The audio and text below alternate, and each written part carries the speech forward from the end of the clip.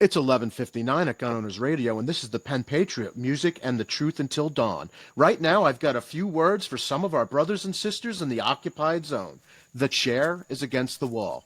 The chair is against the wall. John has a long mustache. John has a long mustache. It's 12 o'clock, Americans, and another day closer to victory. And for all of you out there on or behind American lines, this is your song.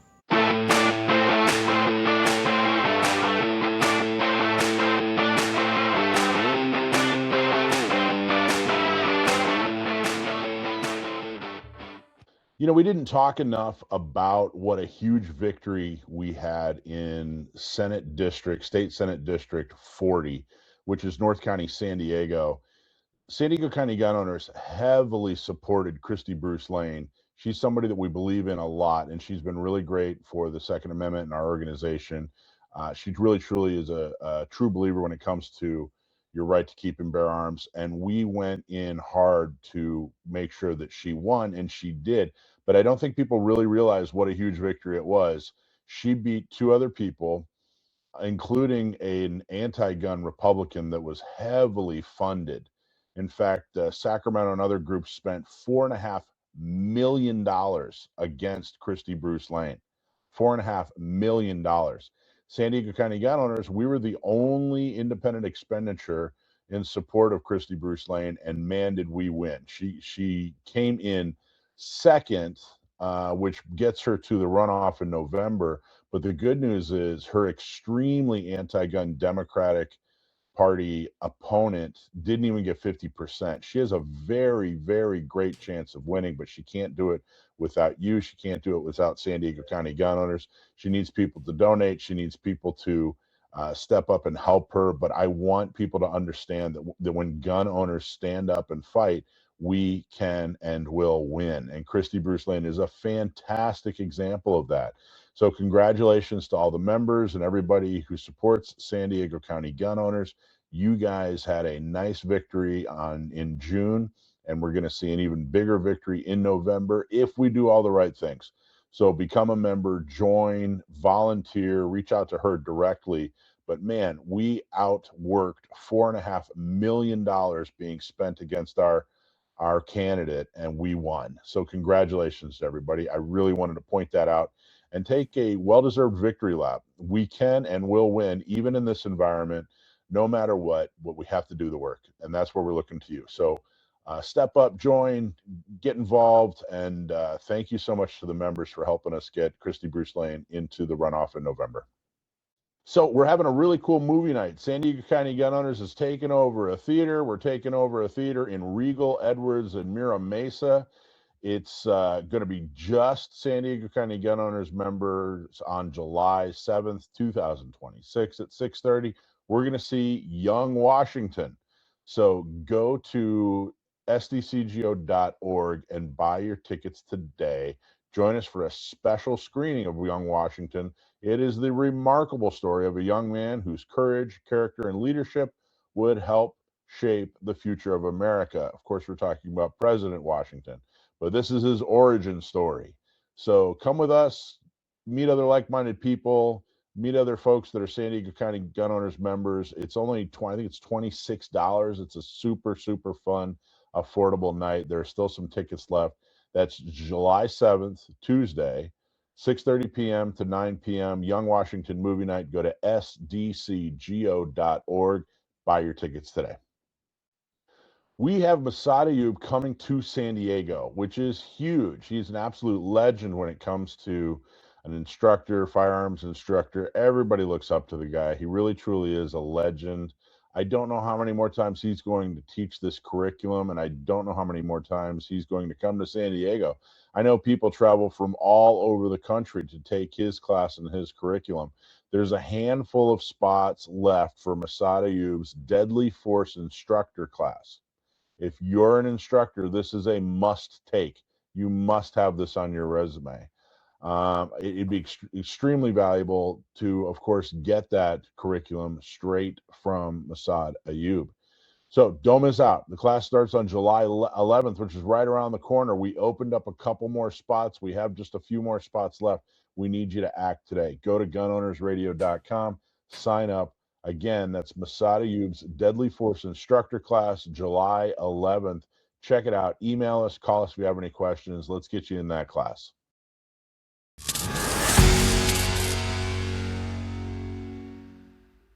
When your rights are on the line and the fight gets real, you need a lawyer who knows the deal. From gun laws to courtrooms, he'll stand by you. John Dillon fights for the red, white, and blue. John Dillon defending your rights. Keep and bear arms with truth and might. From GVROs to self-defense calls, Dillon Law Group, he fights for us all. When freedom's under fire, who you gonna call? Dillon Law Group, justice for all. DillonLawGP.com. So, Alisha, did you hear about AB 1948? Have you heard about what's going on there yet? I have.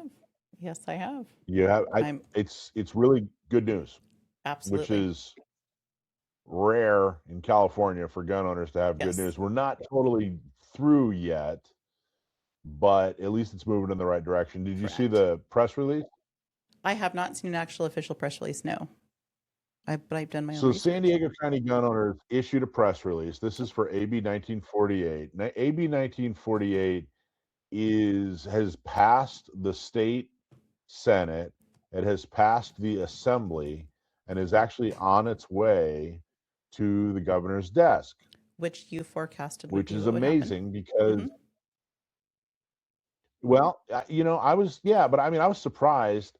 I don't think they're actually looking at it as a gun bill. I think they're looking at it as a like an admin bill or even a budget bill. But the point is, it's good for gun owners. Is it It the is. best thing in the world? Is it going to solve all our problems? No, it's not going to solve all our problems. But what it has done is, right now you have to renew every 2 years, and they batted this around. They were going to make it up to 6 years, and then that changed.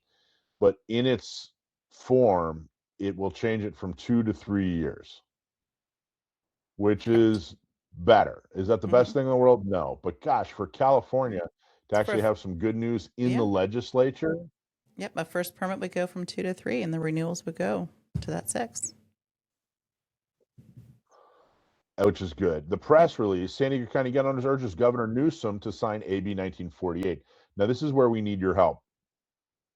San Diego County Gun Owners is urging Governor Gavin Newsom to sign AB 1948, a reasonable and responsible public safety bill that would extend the duration of California concealed carry weapon licenses from 2 years to 3 years. Like I said, the bill already passed the legislature and it's headed for the governor's desk. Now we need to make sure that the governor hears from enough people to sign it into law. It goes on to say AB 1948 does not weaken background checks. It does not lower training standards. It does not remove oversight from local licensing authorities. It simply reduces the unnecessary administrative chum from law-abiding citizens who have already gone through California's stringent CCW process.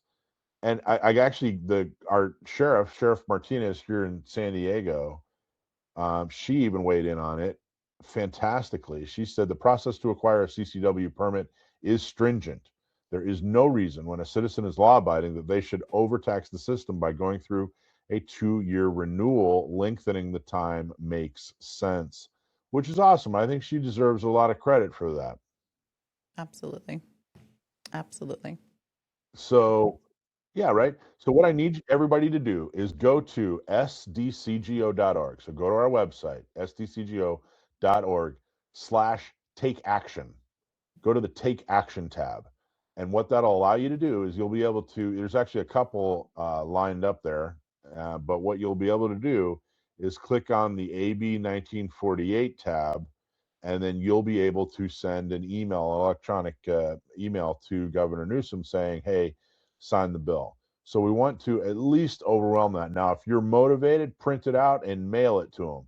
then call them, and then fax them, and then, do everything you can. But at the very least, do this one click take action, so that we can at least put some pressure on the governor to, of course, sign this thing.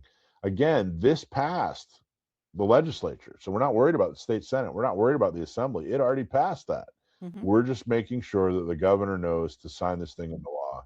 So, and there's so many people, Alisha, it sometimes gets frustrating. I've already seen people who kind of Eeyore this thing like, oh, well, it's just 1 year. Oh, he'll never sign it. Oh, there's some kind of poison pill in it. I got to tell you, it's pretty straightforward. It goes from 2 to 3 years. I wish it'd gone to 6 years, 10 years, whatever, but it goes from 2 to 3 years. There is a very real chance he will sign it. It did pass an overwhelming majority of anti-gunners in the Senate and the Assembly. So, guys, at some point, you have to admit that good things can and do happen. So, this is one of those things. Help us make it happen by going to this one click.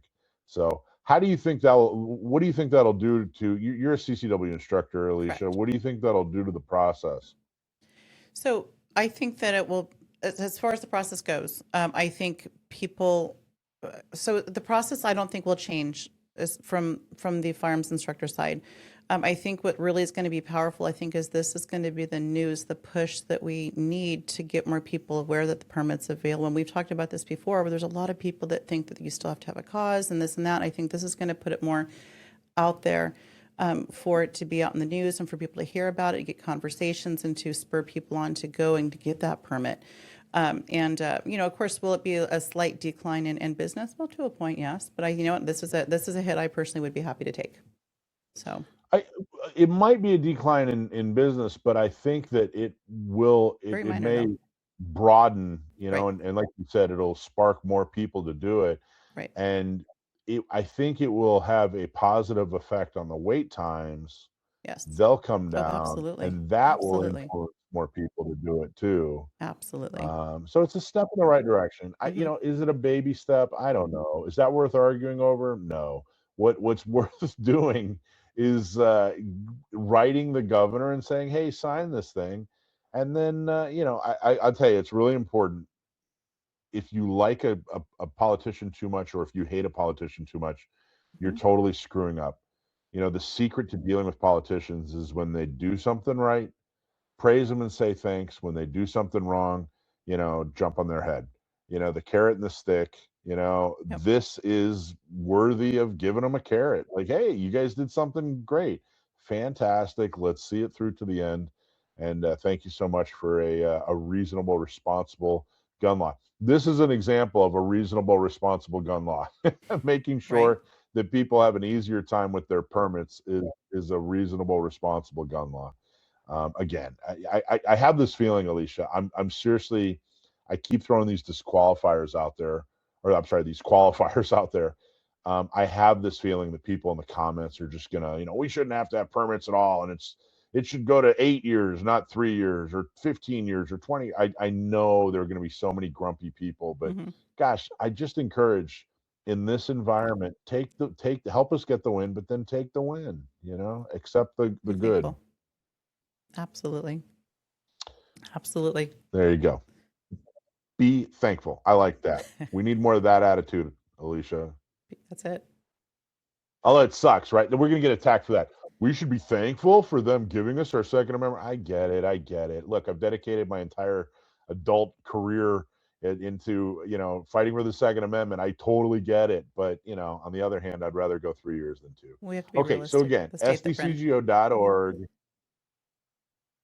Exactly. sdcgo.org/take action, or just go to sdcgo.org and look for the take action tab and help us out. Tell your friends. It takes you all of about 18 and a half seconds to do this. It is so easy. And if you want to go further, go further. Print it out, mail it to them, make a phone call, whatever. But at the very least, do this take action and send it to everybody you know and say, hey, man, this will just take you a minute. Please help us out.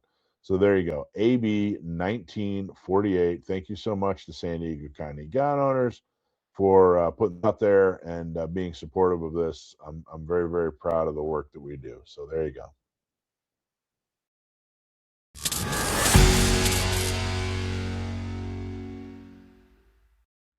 I hear from gun owners all the time that are sick and tired of all the restrictions in California, whether it's what kind of gun you can own, what kind of magazine you can buy, maybe it's where you can or cannot carry, or that pesky 11% tax that they just implemented.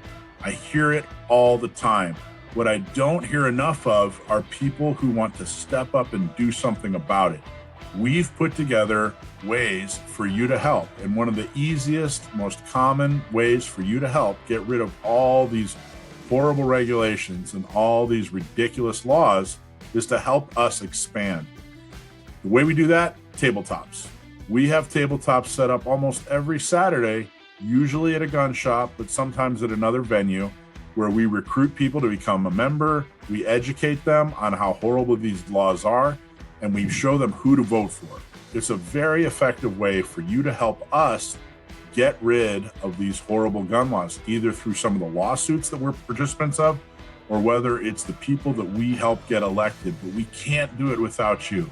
We're so thankful for your membership, but we also need your time. We need you to come and volunteer at a tabletop, come have fun. You're never alone. You're always with somebody else. They'll set it up. We'll give you a free t-shirt, and you get to help fight back against all these horrible regulations and gun laws. So go to sdcgo.org/volunteer, sdcgo.org/volunteer, and go help us with a tabletop at a gun shop today. Thank you. Our next guest is in town from the great state of Wisconsin, which is a state I love dearly. He is the director of media for Delta Defense. He's also the executive editor for Concealed Carry Magazine, which is an absolutely wonderful publication that I like very much. Kevin Michalowski, how are you, my friend? I'm doing great, and I'm just happy to be here. It's been a whirlwind tour, but I'm enjoying it. Really? Now they set you loose from the Badger State, and is this your only stop, or are you on a circuit? Nope, this is the only stop this time. We zipped down here to do this and have some discussions last night about the state of concealed carry and sharing some opinions. And I love to hear from other people what they think and things like that, because this is so individual for everybody who's involved with it. Every situation is unique, so we're trying to make sure that we help everyone. Yeah, that's awesome. You did some tips, some current tips about CCW for our folks, for San Diego County Gun Owners members. They're at Discount Gun Mart. I know people were really excited about it. I thought it was a great idea. How did it go? Unfortunately, I had to miss it. I'm out of town myself, but tell me how it went. I loved it. We packed the room over there. There had to be 40, 50 people in the room. We sat down and had I call it kind of a rambling discussion. People like to know what's going on in the gun industry and in the concealed carry legislative world and things like that. So we talked about it, and a lot of what I'm seeing in different areas, and I bragged about this. I brag about it. I get to do this stuff. I get to go to work every day and handle 25 different off-body carry bags. Or I was just at a writers event, a media event, where we were shooting 5 or 6 different types of ammunition designed specifically for short-barreled rifles or short-barreled pistols. So I'm seeing all of this stuff firsthand, sometimes even before it gets out to the public. So it's been wonderful for me, and it's something that I've been doing for, it's got to be coming on 30 years now, 35 years maybe. Oh, wow. since 1998, I guess, is when I started. So. Well, it was not long after we started. San Diego County Gun Owners started in 2015, and by 2017, we were getting permits issued, which was years before the Bruin decision, by putting political pressure on the sheriff. And once word got out, USCCA, you guys were, got to San Diego real quick and said, hey, we want to help. We want to make sure that people have the tools that they need, when they're starting to carry. And it's been really, really interesting. We're going on, this is basically 9 years since people could really, truly get a CCW in San Diego. And watching the progression has been really, really interesting. Watching an entire group of people, a whole community, 3.5 million people in San Diego, go from, hey, I can't carry outside of the home, to people integrating it into their lifestyle. It's been amazing. And I think it's kind of a microcosm of the rest of the country. We're kind of watching that over a longer term. More people are carrying than ever before. And if you've been doing this for 30 years, you've seen the progression. Talk about that. Talk about what you've seen as far as people getting their carry permit, or carrying on a daily basis, even if they don't need a permit. Talk about some of the differences or what you've seen. I've really seen a lot of people waking up to the idea of personal responsibility. As you know, in Wisconsin, we didn't get a concealed carry permitting law until 2011. And prior to that, our state Supreme Court made a wildly popular ruling about open carry, because the state of Wisconsin had no prohibition against open carry. So the Supreme Court said, yeah, you can carry your gun. And what they added on was that the mere fact that you are carrying a gun openly in the state of Wisconsin does not give the police the right to charge you with disorderly conduct, because that was always the case. Anybody seen with a gun in Wisconsin prior to that Supreme Court ruling was given a disorderly conduct citation just for having a gun. And that kind of opened up the floodgates for this discussion of what it means to carry a gun and what it means to be responsible. And as I've watched this over the years, more and more people are carrying guns, but we're not seeing all the disastrous claims that anti-gun folks were talking about. There's not blood running in the streets. Things are not getting wildly out of control. It's not going to be the Wild West and things like that. And the more people carried guns, the more people started asking questions about carrying guns, about what is responsible, what they can do, and how they can do this better. And, the United States Concealed Carry Association was founded by Tim Schmidt back in 2002 to just address those questions, to help people be better at this. And over that time now, that's exactly what we're doing. The more information people have, the better off they're going to be. And I mentioned it a little bit last night in the discussion that anybody who carries a gun can right now, or can very easily be taught to hit their target, hit their human-sized target at a range of 10 or 15 yards. That's typical self-defense distances, sometimes even closer than that. The mechanics of doing this are there. The understanding of the legal system and the legal ramifications are what people really need to know, because they're carrying this item on their hip or in their bag or wherever it is, that not only gives them the power of life and death over others, but any use of that will change lives. Your life, the person that you're dealing with, your family's lives will change lives permanently the instant that you use that. So it's really good for us to be talking about that and helping people answer their questions as they move forward. I've talked about that a lot. I take a little bit of flack when I bring it up, and I think part of the reason is I don't say it as eloquently as you just put it. You just put it very, very well. I just say, you know what? You guys are all overtrained.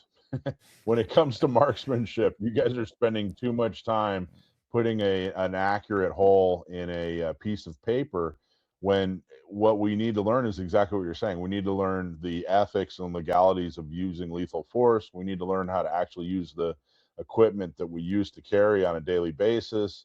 That's the stuff where we're undertrained. I mean, I'm not saying marksmanship's not important. It is. But whenever you tell somebody, hey, get training, the first thing they do is they go out and take more marksmanship classes. How do I hit the target accurately? When there are so many other things, mindset and legality. Yep. When we say get training, people go buy a box of ammo, and that's a great thing. And don't get me wrong, I don't want people to stop or reduce doing that, but the mechanical elements of shooting the gun are the least complicated of this entire process. And that's the most important thing people can understand, is that the legal elements that you're dealing with can cause you the biggest problems. The chances of you getting involved in a gunfight are pretty slim. And of course, then you need to win that gunfight, but the stakes are so amazingly high. And the gunfight doesn't stop after the 3 seconds that rounds are exchanged. The gunfight for you probably goes on for a couple of years while this works its way through the court.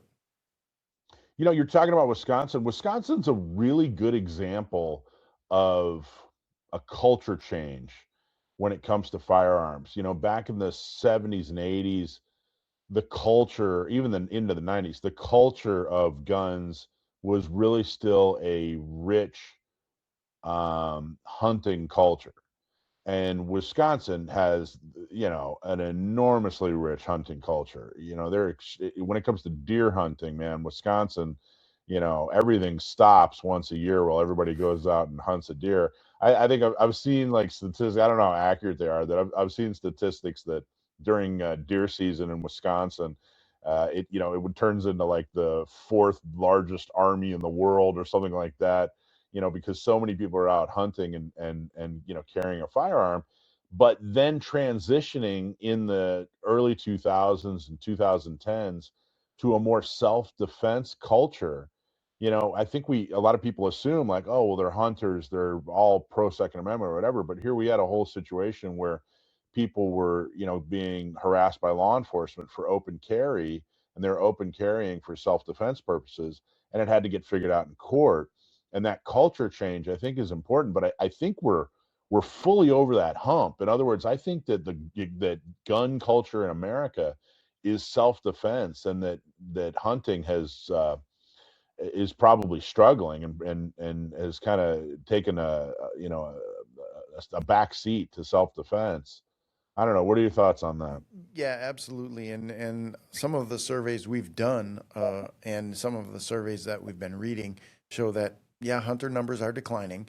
And the Second Amendment had nothing to do with hunting anyway. So, but the 60 to 70% of the people who buy a firearm say they buy it for personal defensive needs, whether it's home defense or defense of themselves away from the home. And the rest are broken down into groups like competition shooting and hunting and things like that. So the thought of someone using a gun as a defensive tool is foremost in their mind. And I always like to tell people that the firearm is the most effective tool. It gives you distance, it equals the playing field, things like that. But you need to, one, be skillful with that tool, and remember that your skills are perishable. Things will slip if you don't go shoot your gun on a regular basis and you don't get some good training and then follow up that training with effective practice. But more importantly than that is understanding what you are legally allowed to do and what you will do under stress, because you need to know those rules and those laws beforehand so you don't hesitate. Because we have this discussion all the time. How much time do you have in a gunfight? You have the rest of your life to make that decision, but it might be 5 seconds. So I don't want people hesitating because they didn't know what they could do. Well, one source of education is Concealed Carry Magazine. I don't think that people realize, correct me if I'm wrong, but Concealed Carry Magazine came first. Yeah, USCCA, everything. That came after. You guys were a publication before you were anything, right? Yeah, absolutely. Like I said, Tim Schmidt founded that operation in 2002, and I immediately started writing for it just because it came in Wisconsin. It appeared in Wisconsin, and I saw the name on the masthead and the location, and I thought, oh, that's kind of cool. So I started as a freelance writer, working with them with several stories through the early 2000s. And it was an educational tool to start with immediately. And when I came on full time, Tim just directed me, and it was a wonderfully refreshing boss who says, go make me the best product in the country. And I said, well, Nice. okay, it's going to cost some money and it's going to take some time. And there's some things that I really want to do to push this forward. And we changed everything about that early magazine into what Concealed Carry Magazine is now. And I tell people all the time that Concealed Carry Magazine is part of the United States Concealed Carry Association, but our true mission is for us to be the independent voice of the concealed carry lifestyle, to just speak truth to what's going on out there and just help people work their way through this concealed carry lifestyle from start to finish, wherever they are on that journey. Well, concealed carry magazine, I think the best compliment I can give it is to basically tell my story about it. I started receiving it and assumed it was just kind of an afterthought magazine, like a lot of organizations have. They start the organization and do a couple of things, and then they put together a magazine, and you can tell with Concealed Carry Magazine, it was not an afterthought. It's a really high quality, good publication with great articles. It's not a forced thing. And then it made sense to me when I found out, hey, it was actually the magazine that came first. Then it made total sense on why it was so good. I really do enjoy it. You guys do a great job. The articles are really, really solid. It's a good publication. It's very good. And like I said, it's the best compliment I can give it is that you can tell that it wasn't an afterthought. You can tell that it was the central thing, and then everything came of it. So I got to tell you, kudos to you guys. I think it's just a great, great magazine.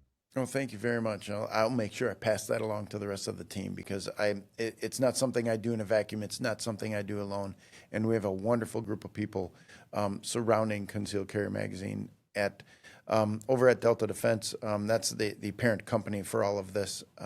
Our team has, I think, the shortest tenured person on the publishing team over there has 7 years in at the company. And once people start working for Concealed Carry Magazine, they just never quit. We have a wonderful time and we get to do great stuff.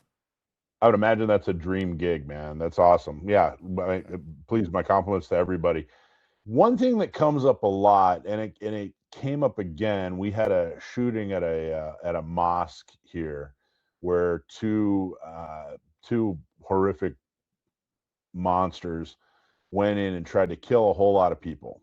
And fortunately, there was armed security there with a plan, and they really truly, unfortunately, the main security guard lost his life and gave up his life to make sure that others lived. But the important part is they lived. The kids lived.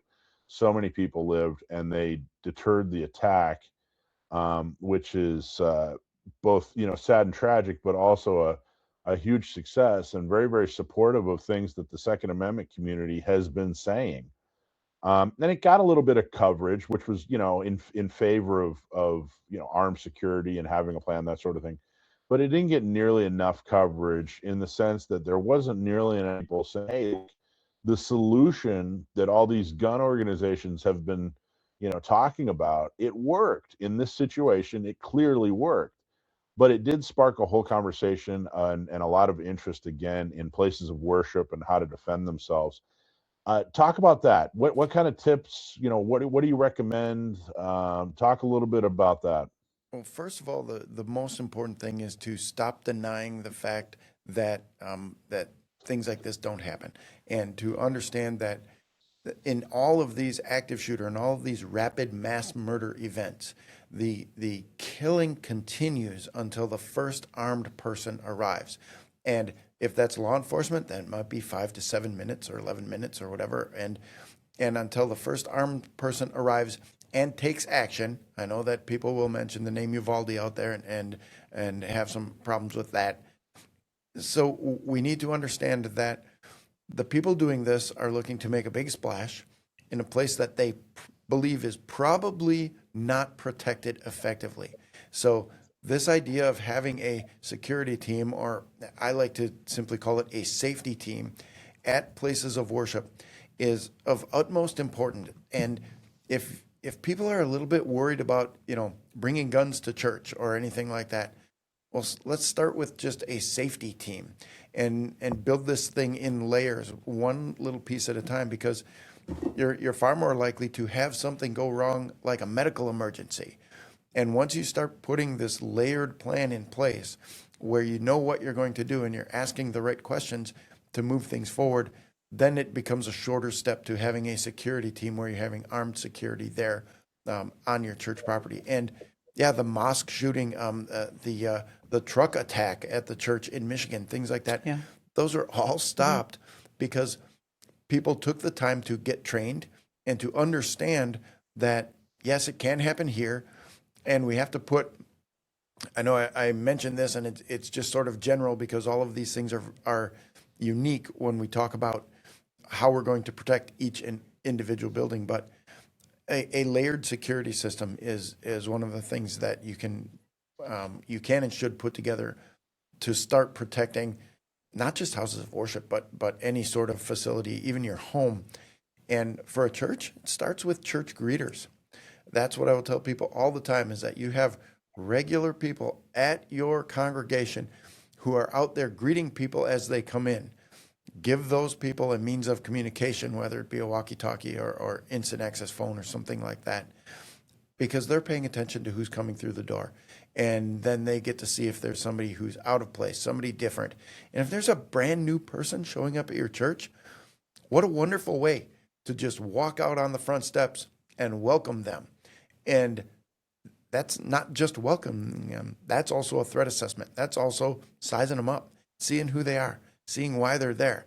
And you're starting the security of the building a little more distant from the front door. And that's right where you're getting to understand who's coming into your church and things like that. And from then on, it is a matter of regular training, especially in a crowded environment, good marksmanship training, and first aid training. Because if somebody does get through and there is maybe not mass casualties, but casualties, you want to make sure that you can stop that bleeding and start the breathing and make sure that you're keeping people safe.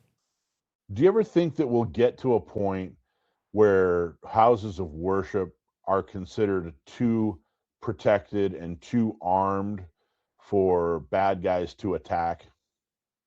Yeah, that's something that I really hope for, that people are looking, the people who do this stuff, they're looking for soft targets. And I want them to begin thinking that the church is no longer a soft target. The house of worship is no longer an easy place to go and wreak havoc and stack up a bunch of casualties. You very rarely hear incidents of active mass murder or active shooter events at police stations or gun shows or biker bars or places like that, where people know that folks are going to fight back. And I want people to fight back and defend their religion, their house of worship, that safe place where they want to go and participate in their religion. And that First Amendment right that we have for freedom of religion is protected by the Second Amendment. And for years, we've been talking about this over at the USCCA. We got two great books that are out there right now, Countering the Mass Shooter Threat and Keeping Your Church Safe. And we did a couple of our proving ground videos surrounding church defense and things of that nature to remind people that, yeah, bad things happen. And there are ways to keep these things safe without making your church look like a militarized zone. So you can do this effectively, and you just need to sit down and talk about it. And again, every situation is unique. So your church elders or your council or whatever is going to have different ideas of what they want to do, but the big goal is to do something. You know, what's key is absolutely what you're saying. We saw that too. When you mentioned the vehicle, remember? Yes. They had just had training, right? Like a week before. And I think not only does the training give them the skills and the things that they need to make the observations and to kind of have a course of action, I think it also empowers them, and it kind of puts safety more in the forefront of their mind, whereas otherwise they may not have been so necessarily aware. So it's so critical. Yeah, and not to brag, but those guys at the church in Michigan had just completed a USCCA Countering the Mass Shooter Threat training class before that happened, and the response in my eyes was absolutely perfect. And I mentioned this last night in the talk, and I forgot to give the proper attribution where it came from, as we're talking about the revised run, hide, fight scenario. Mm-hmm. I mentioned that run, hide, fight. We need to change the thought of that. It's the current U.S. government plan for what you're supposed to do if a active shooter shows up at your facility. But the late James Yeager was the guy I first heard say, we're going to run, hide, and fight. We're going to run to the sound of the gunfire. We're going to hide behind some really good cover, and we're going to fight immediately. We're not going to wait. We're just going to shoot that person until they fall away from the front sight. And that's how you stop people from doing this, and that's how you reduce the amount of harm that they can do is this immediate direct response, because again, that killing will keep going until someone comes and makes them stop. And the way we can make them stop is with a good layered security plan. And whether you say unfortunately or fortunately, that includes the effective and legal use of a firearm. Awesome. How do people find more information if they're interested in protecting their houses of worship, or they want to find more information that USCCA provides? Is there a portal or a resource, or what do you recommend? Oh, we're everywhere. USCCA, that's United States Concealed Carry Association, USCCA.com is our website, and there's all sorts of stuff out front and free and available on that. We're on all the social media channels out there, both with training, information, and education, just letting people know what's going on. And you don't have to be a member to get the information. Some of that stuff is just out there, free for the asking. We're trying to build this foundation of getting people educated about what it is that they can do and how they can do it effectively, just because it's the right thing to do. Yes, the United States Concealed Carry Association provides member benefits that helps people in their darkest hour legally when things happen and they're facing legal charges and stuff like that. But even before that, we want people doing the right thing and making the right choices, and you have to be informed before you do that. Well, Kevin, before we cut you loose and when you go have some tacos al gordo or a California burrito, which I highly encourage while you're in town. Already stopped at Tacos El Gordo, one of my favorite places on earth. So it happened to be Nice. less than a block away from the hotel, so I stopped right over there. Okay, you're doing life right then. Perfect. What else would you like our listeners to know about USCCA or Concealed Carry Magazine? Or what else would you like to touch on and make sure that they understand or hear about? I really want to make sure that people look at the entire facet, all of this entire overarching idea of personal defense, or even as we were talking about defense of church or defenses of houses of worship, as a lifestyle, an entire system, something that you kind of pull into your life. It doesn't have to overwhelm you. You don't have to suddenly buy 10,000 rounds of ammunition and shoot 5 matches a month or anything like that. But understanding that the mechanics of shooting a pistol, you need to understand that, and you need to do that correctly. But if you're buying that gun because you think you're going to defend yourself, then you also need to know all the laws in your jurisdiction. Wherever you are carrying that gun, you need to follow those laws, and you need to understand that once you use that gun, the situation does not end. In fact, that legal meat grinder, as Massad Ayoob used to call it, the legal meat grinder starts as soon as the shooting stops, and nobody else is looking out for you except you. We always say that we are our own first responder. Yes, we are. But you know what? That entire legal system is designed to see if they can prosecute you for the things that you did. If you defend yourself, you've probably already admitted, or there is already evidence that you used a firearm to stop an active threat. And if the person who is attacking you dies as a result of your activity, well, now they're going to look deeply to see if this was a justified homicide. It was a homicide. And the question they're asking, is it justified? And you need to start building your case long before the event even happens. And you do that with effective training and knowledge of the laws, and making sure that you know what you're going to do before you have to do it. What was a big story in the last year or so? Maybe a story that surprised you, that got so much attention, or something that appeared in Concealed Carry Magazine, or what was a big article or story or blurb that you thought was important in the last year or so? And we don't do a whole lot of political coverage in the magazine, because political coverage happens really fast. We do that on our blog pages and things like that. But just watching what I will call tidal shift of what happens with, like, the Bruin decision and other things like that, where gun owners make huge progress in the courts, and then the states just continue to go after these laws and try to break them down. And I've been doing this long enough to know that I I shouldn't be surprised by this, but the attack on our gun rights and the question about the righteousness of the things that we do, the righteousness of our ability to protect ourselves never stops. So we have to constantly elevate ourselves and do things correctly to just continually prove to these people who think that we're out there, with a hero complex, just looking to get in a gunfight. We're not. Gun owners don't want to be in gunfights. We just want to be left alone. And if carrying a gun is what forces bad guys to leave us alone, then we need to learn all the rules and all of the mechanics to properly carry that gun and use it when we need it. But the politics of this just continues to surprise me. Yeah, I couldn't agree more. And if we do get into a gunfight, we want to make sure that the government hasn't prevented us from having a gun. Right. Because it's not our choice to get into the gunfight. It's Yeah.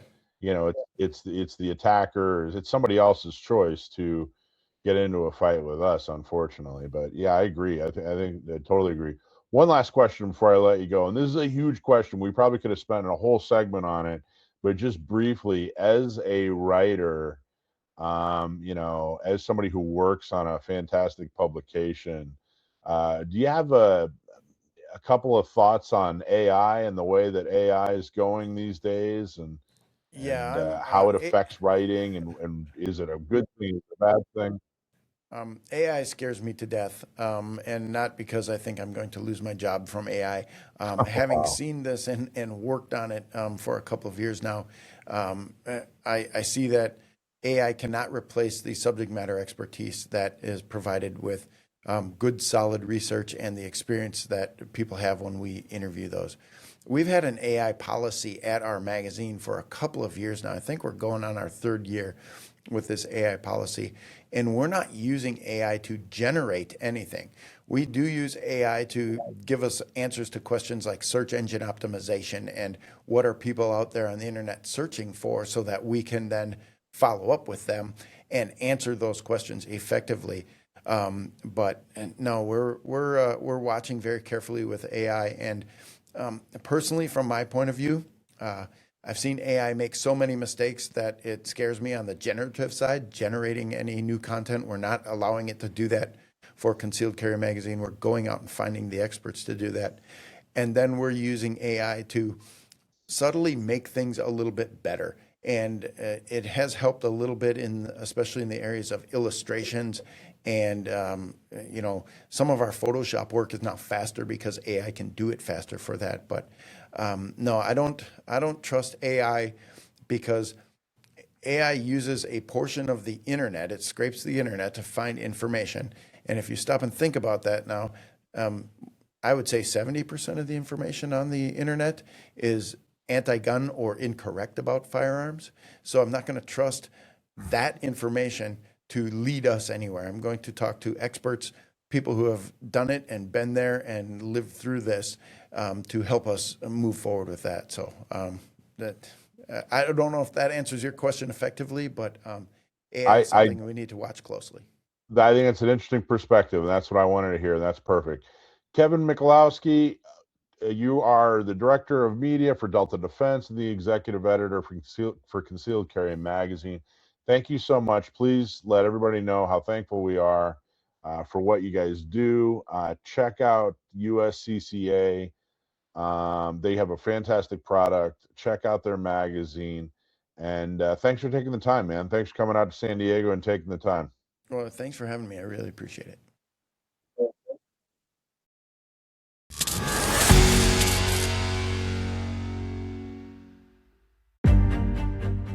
Are you looking to clean, lubricate, and protect your firearm with a green engineered product which has been battlefield tested and proven best to protect your firearm investment? Seal One is the revolutionary liquid cleaner that cuts through carbon buildup and protects against copper, lead, and future fouling. Clean, lube, and protect in one with Seal One. Ask your local gun shop or log on to seal1.com.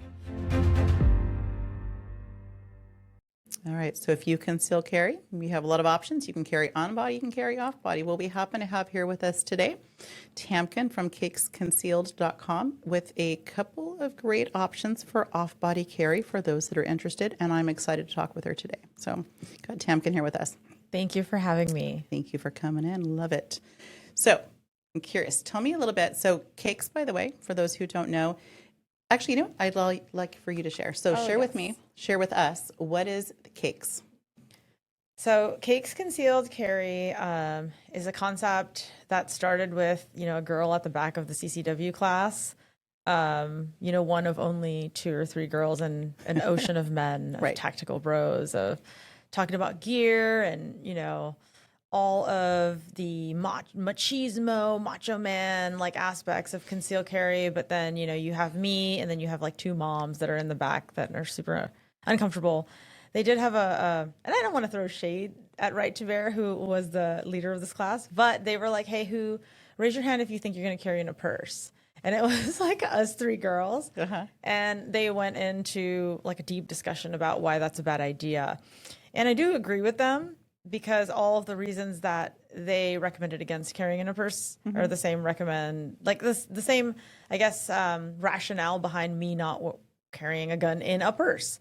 So it was 2024 at the time, and I just thought, we live in modern day times. Why do we have to accept that as an, just because you say something doesn't mean I have to base my entire life around it. And once you get your CCW, the whole point is to carry every day and make it a lifestyle.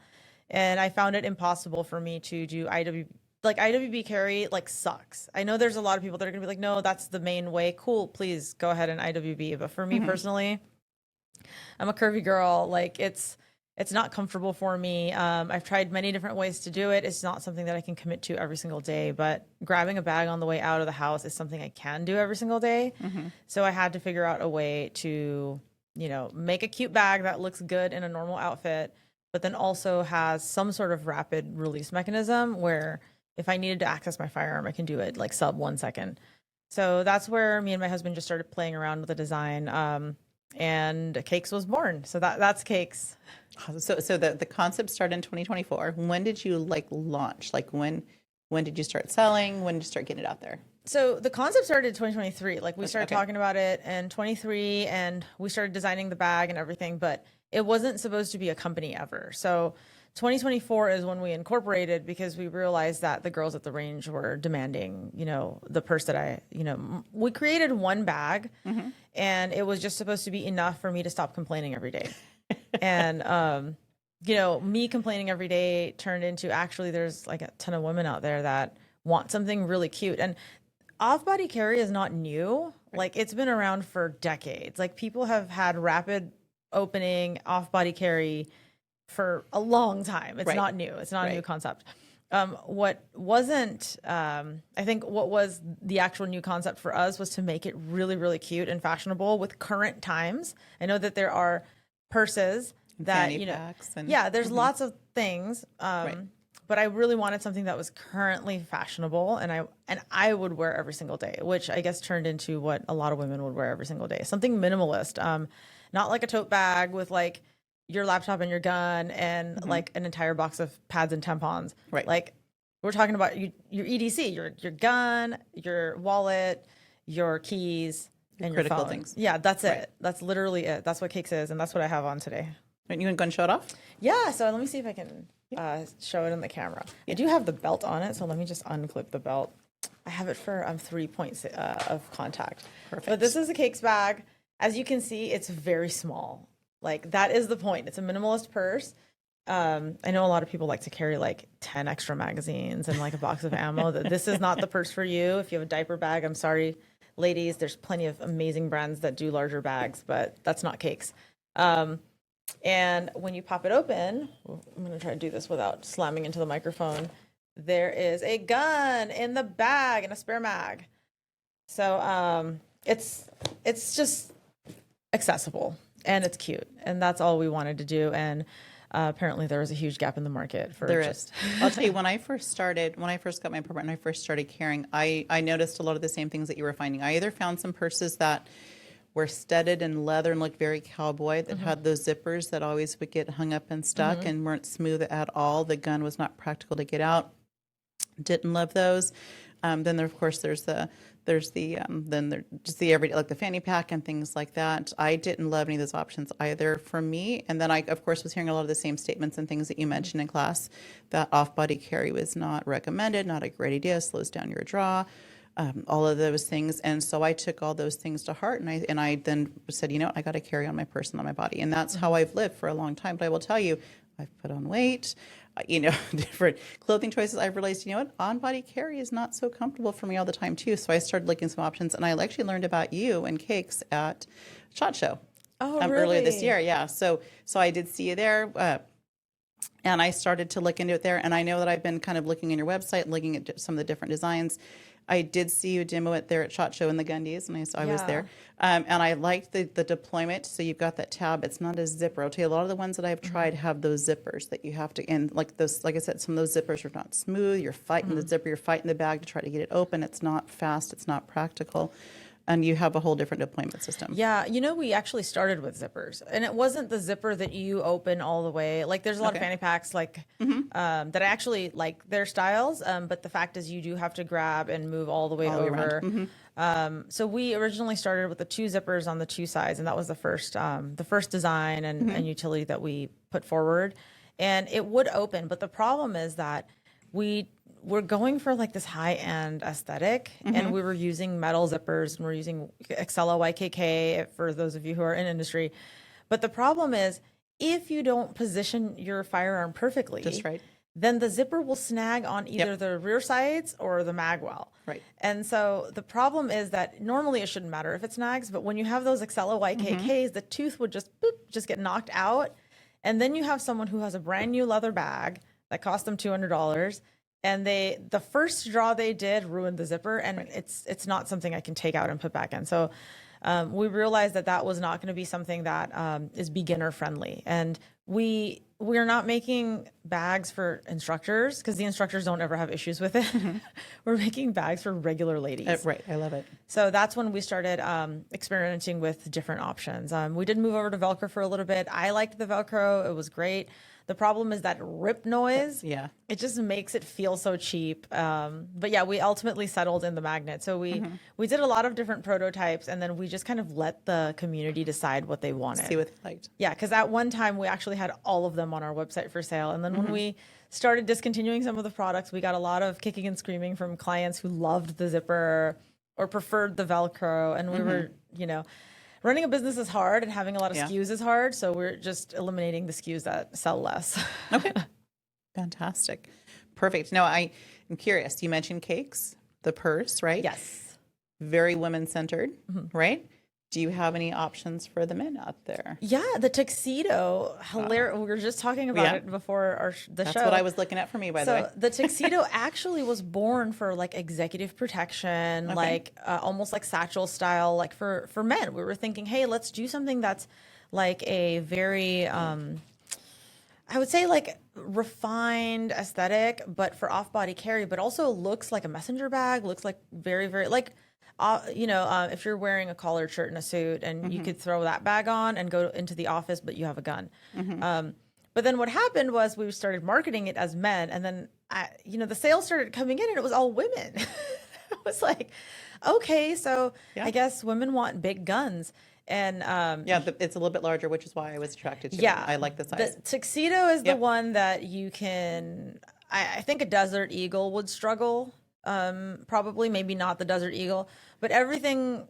I have a competition Glock 34, and that one is the one fine. It would fit just fine in the tuxedo. And so the tuxedo also has like a wider neck strap. Okay. Because bigger guns, we wanted to do more weight disbursement on the strap itself, so it's a lot more comfortable for heavier guns. And if you're going to carry like 2 extra mags, it makes sense. The tuxedo, I probably shouldn't admit this, but a lot of times when I'm on my way to competition and back, I would just throw everything in my tuxedo and drive there, even though then you have to go into like the safe zone and like clear everything. Right. But then I'm like, I'll just carry my competition pistol. But then actually recently when I tried to qual it, I disqualled. It was just this 2-pound trigger is just no. I was at Riverside Indoor, and Tom, he's the owner there and the gunsmith. He was like, in good faith, I cannot recommend that you carry a Gucci Glock. Because if you are involved in a self-defense shooting or a self-defense incident, Modifications.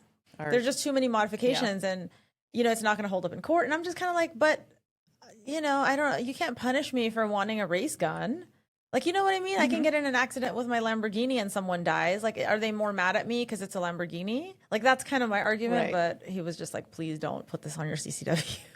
Yeah, and anytime you do those especially heavy modifications, it tends to let them put a little bit more focus and view on you versus where it should be on the bad guy. Yeah. I'm gonna try to It's not give just them any wild leverage. to me Yeah. because it's, we can't have hobbies anymore. Like, I thought this was America. Right.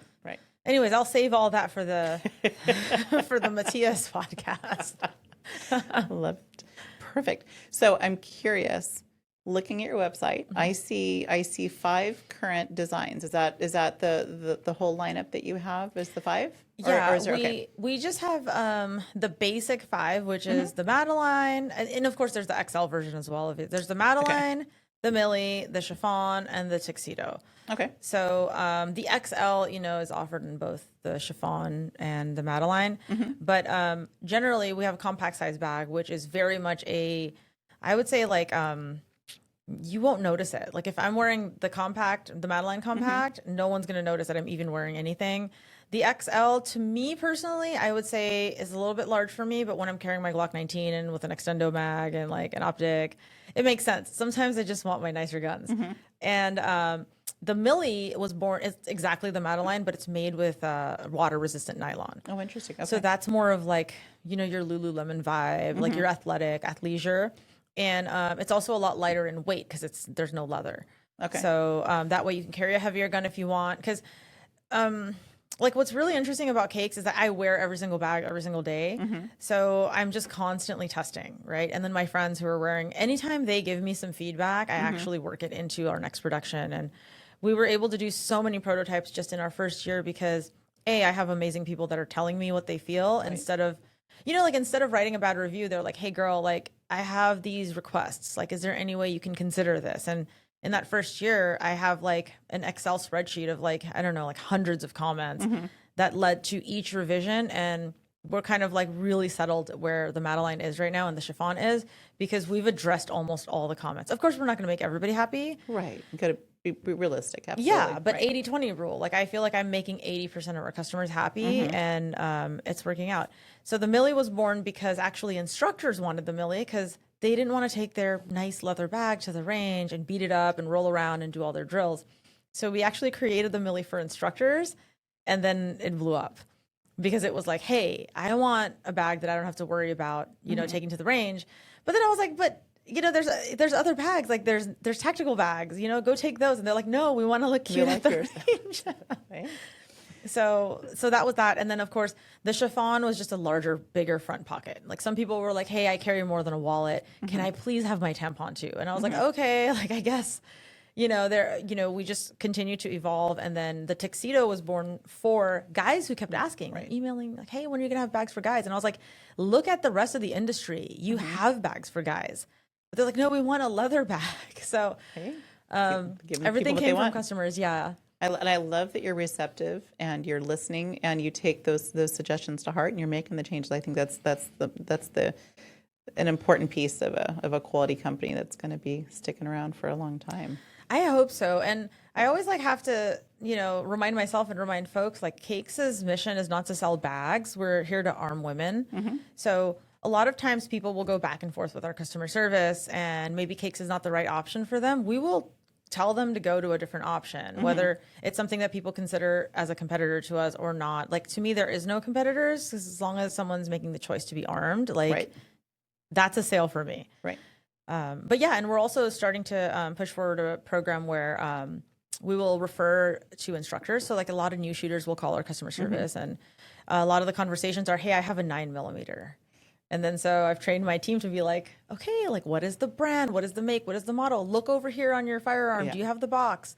And then once we recognize that this is the kind of, like a new shooter that we're dealing with, like we'll actually try to look, where are you located? Here are some instructors that focus on women. So I want to turn that into just like a default CX, like customer experience for cakes. Outside of the bag, like forget the bag. Like you chose to carry a gun, heck yeah. Like we're here to support you. Absolutely. I love that. That's awesome. That's amazing. So curious going forward, is there anything, I know that you've got some things in the works, but is there any teasers that you want to throw out there? Because I know you've got a lot of listeners, you've got a lot of people out there that love cakes, and I'm sure there's some that are going to be biting it, wanting to know, like, they got to add to their collection. Yeah. So with cakes, we really are moving towards becoming more of a CCW lifestyle brand. I know Okay. it started with a Madeline and it started with a bag, but generally we're looking at who our avatar is, like who is the perfect customer for cakes. And I'm really lucky because it's me, so I can study myself. And generally the things that are missing is a really deep hole in fashion. I know that we've got several brands out there that are doing more fashionable bags, but they're not rapid release. So we're leaning in on the engineering. You know, I'm not just going to waste my aerospace engineering background. So we're leaning in. My husband, who's the co-founder of Cakes, is an Emmy award-winning designer. So I'm really fortunate because he works for free for me. Oh, there you go. And so we're going hard with the engineering, we're going hard with the design, and we're coming up with products that are very inconspicuous everyday products that will work themselves into women's lifestyles every single day. And that's kind of like the direction we're going. It's not necessarily going to stay crossbody bags, but it'll be everything CCW lifestyle. And I'm thinking for 2027, 2028, and we're going to push a lot more higher fashion as well, because I'm kind of looking at what the market already has, and I'm trying not to focus there because there's a lot of great brands that are doing great work. And I think what Cakes is here to do is to kind of fill in where there's gaps in like fashion. Like, for example, I mean, I'm like trying not to say it in a way that's going to expose everything I'm going to do.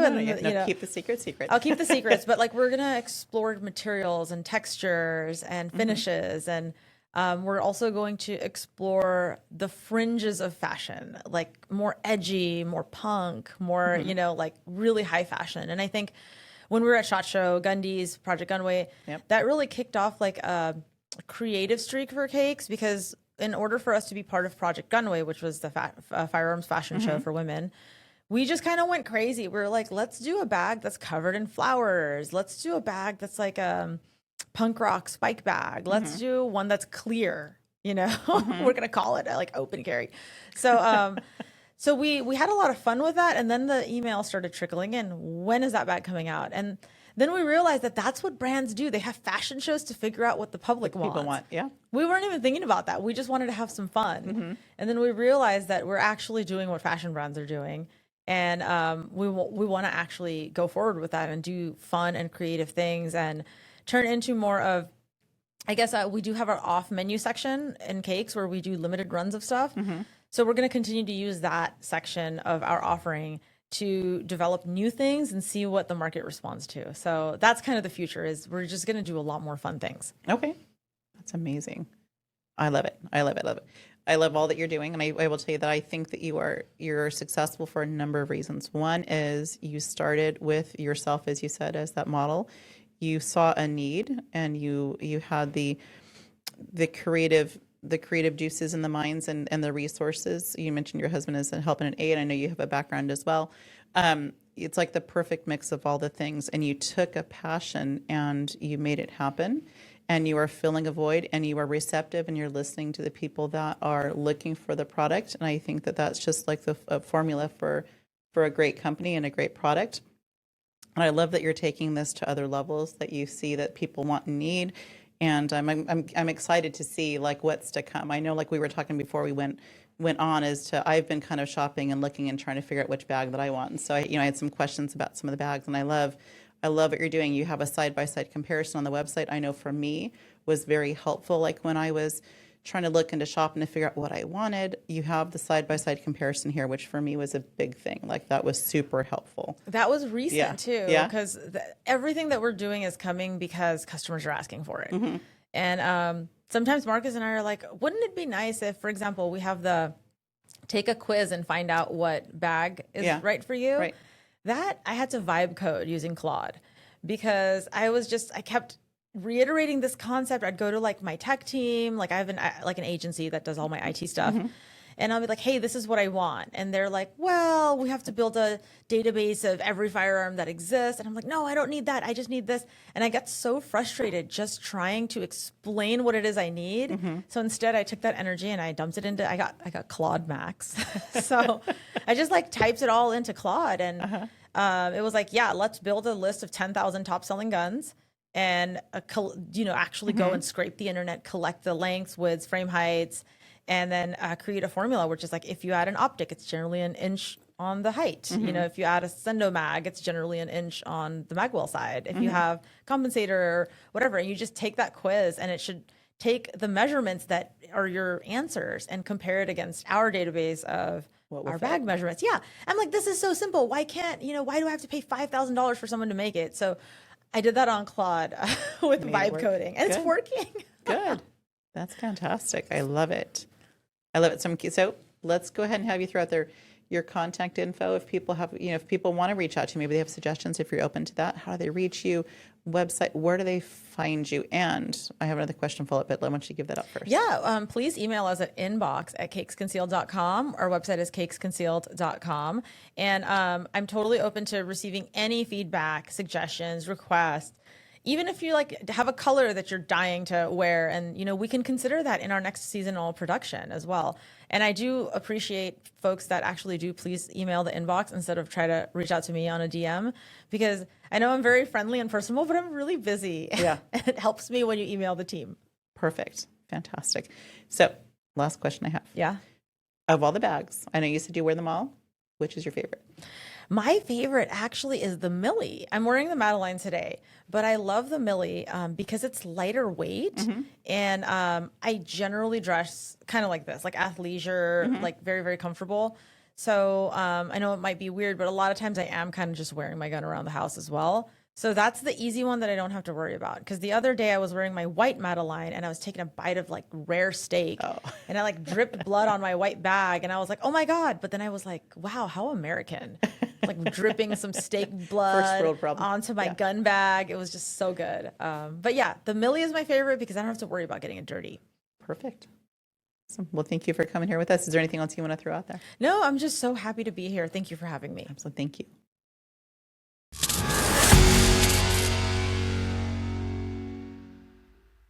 How many times have you been in a situation where you feel like you're not quite safe, but drawing your gun and having it in your hand is not a reasonable solution to your problem? That's why I carry Palm Pepper Spray. It's so discreet, you can carry it in your hand no matter where you are, and no one will give you a second look. It's also proven to be effective against lots and lots of different types of threats, including things like dogs. Not all of us think about what we would need to use pepper spray against, but I don't want to get my hands in the middle of a dog fight, and I don't think you do either. Palm Pepper Spray, versatile, small to carry, easy to conceal, and effective. Carry Palm. So, Alisha, this is the best Schadenfreude moment I can remember in so long. It is so ridiculous, and honestly, there's a ton of emotions, but one of them is it's just so funny to me that this thing happened. I don't know if you saw, I think you did, that the Pasadena cops were screwing around and they got it on camera, and one of them ended up shooting the other one. Did you see this? I did. I absolutely did. It honestly, it gives me so much pleasure. So, which is horrible. That's a horrible thing to say, right? Somebody got shot. By the way, the guy survived. It hit his shoulder. But here's the deal. Here's what happened. There were two cops standing out of their cop car, their cop SUV. And we'll show the video here. You can see the dash cam video of a cruiser pulling up. And as soon as he pulls up, one of the cops outside of the SUV pulls from his holster and points right at the cop with this big, dumb smile on his face. Yes, so apparently he was screwing around. Apparently this is how they joke around with each other. We have his name, by the way. Which, Alisha, I can't... What's his name? Roy Alator. Okay, great. Nice job, Roy. But Alisha, can you even fathom, can you imagine being at the range and practicing or whatever, having a class, and somebody jokingly pulls from their holster and points in on somebody? That would be, and you are released from the firing line. You may leave and you may never come back, as far as I'm concerned.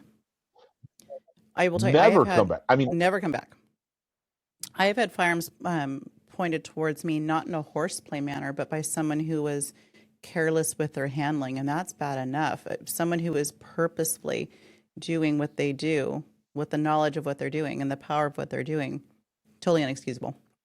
totally. Absolutely. And the funny thing is, these are the people that the anti-gunners, they're the only ones that should have guns, right? Are these responsible police officers. And here we have an incident like this, but it gets worse.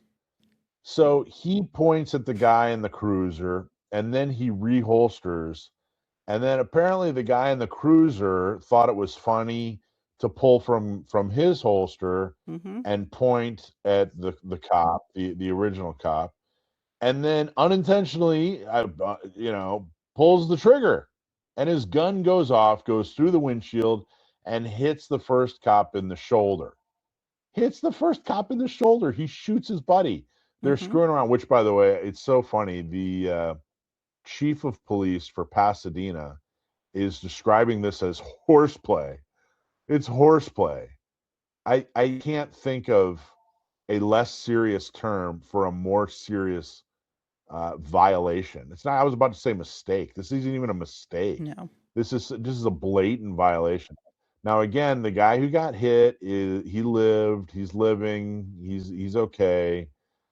Interestingly, the guy who pulled the trigger has been fired, Correct. and it sounds like the other two. There was a bystander, and then there was the guy who originally pulled.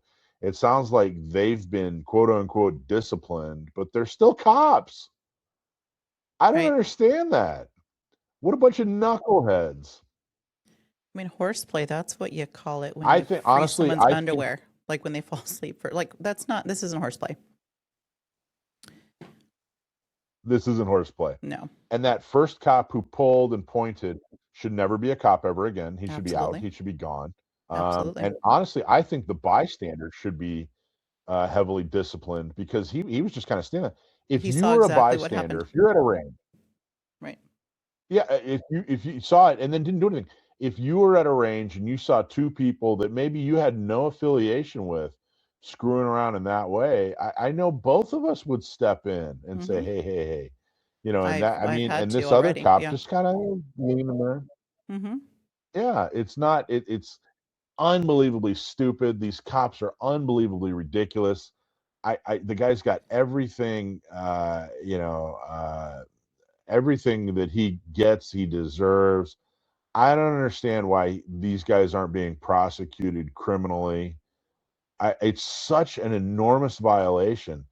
And I just, people give us a hard time sometimes for making fun of cops, but this is the kind of behavior that is far too common. You just don't see this in other communities. You don't see this in the gun community. I've never seen anything like this, not even close. Right. Where people are like joking around and just standing in a parking lot and decide to pull from a holster and point at somebody. It's just unbelievably inappropriate. And this video it was released recently. And it got so it actually went made occurred. national. New It York did. Post actually covered it. And it occurred back in September of last year. And so they've had 9 months or so to do their investigation, they still are claiming that they are taking the allegation seriously. It sounds like they're claiming to still be investigating, but they've had 9 months at this point. I'm thankful that the video was released. It didn't get buried. But yeah, it calls into question, as you mentioned, that bystander, the one that stood by and watched. If you watch the video, he didn't seem concerned. He didn't seem startled. He didn't double take. It seemed like this is probably something that happens more often than the video that we've seen. That's a problem. and his desensitized nature to what was occurring is startling as well. It is. It says here, Chief Harris, the chief of the police department up there, said the department held back the video beyond the 45-day release window required by California law due to serious injuries in the case, using statutory authority to extend the time period to protect the investigation. It says that it's under criminal review by Pasadena Police Department's robbery, homicide, and critical performance units, along with investigators from the LA County DA's office. And like I said, the guy, let's see, an internal administration investigation has already been completed and disciplinary action has been taken. Horseplay and or failure to adhere to safety rules and standards of professional conduct will not be tolerated, Harris says. That's the chief of police. I would argue that they're absolutely tolerating it by going so soft. I mean, yeah, the one guy lost his job. Honestly, it's such a serious violation. It's such a serious violation. Kind of makes me wonder, we should get an attorney on here. The cop who unintentionally shot the other cop, was he justified? I mean, a gun was being pointed at him for no reason. I don't know, but it just, like I said, I take ridiculous amounts of pleasure seeing these idiots be idiots. And I think they got, everything coming to them. They got everything coming to them. So anyway, what are your thoughts? Any parting thoughts on the Pasadena Police Department and their the brain surgeons that work there? We all need to be held accountable for our actions. I teach students every day rules of firearm safety to the utmost degree. We all, if you handle, you own, and you possess a firearm, you are required to follow the rules of safety. They're there for a reason, and if we fail to do so, any one of us would be held accountable. They should be to the full extent as well. That's it. Yeah, and by the way, he broke every rule. Absolutely. He wasn't treating his gun as if it were loaded. He Right. didn't have his finger off the trigger. Clearly. He wasn't pointing at something that he was not willing to destroy. He was pointing at something that he was not willing to destroy. And Right. then, he didn't know his target and beyond. He Right. broke every single rule. Correct. And then that guy's going to give me a speeding ticket? Come on. Ridiculous. All right. Well, we'll show the video. Check it out. Have a laugh. And then next time somebody says that they don't understand why anybody other than cops should have a gun, show them that video and laugh in their face, because it's well deserved.